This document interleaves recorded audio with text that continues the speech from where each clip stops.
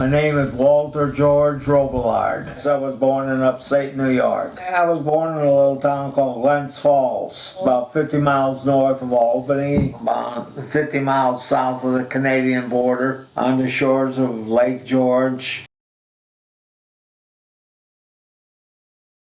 My father was George Walter Robillard, and my mother was Ida Alba LaFountain. I have one brother who's now since deceased. He's Dick Richard Robillard. He's a year and a half younger than I was.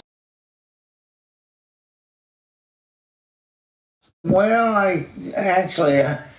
I'm a tenement kid. I grew up. We grew up in the Depression, and my father was basically unemployed. His father owned a grocery store, a neighborhood grocery store, and that my grandfather died on the day my father and mother were married, and they were on their way to honeymoon in Canada, and my grandfather died, and so they had to stop him at the Canadian border and turn him around. Wow. And it was a pretty prosperous grocery store. My grandfather was, but my grandmother operated it. But one thing she didn't learn is that, in God we trust and all others pay cash. And she let a lot of credit go and couldn't stock the shelves, and basically gave me a very warped view on life.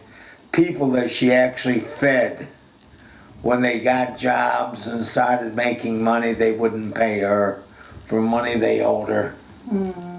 So the store failed. My grandfather, my maternal grandfather, was a logger, a lumberjack, and he spent all his time working in the woods, and a very transient man. He was seasonally employed. In the wintertime was his big time. And he'd go out and they'd cut pulpwood for a living. And all over the Northeast, in all Canada, Northeast, United States, Vermont, New Hampshire, Maine, New York. And I mean, and he was not an educated man. That he never learned to read and write. But you couldn't fool him with a nickel.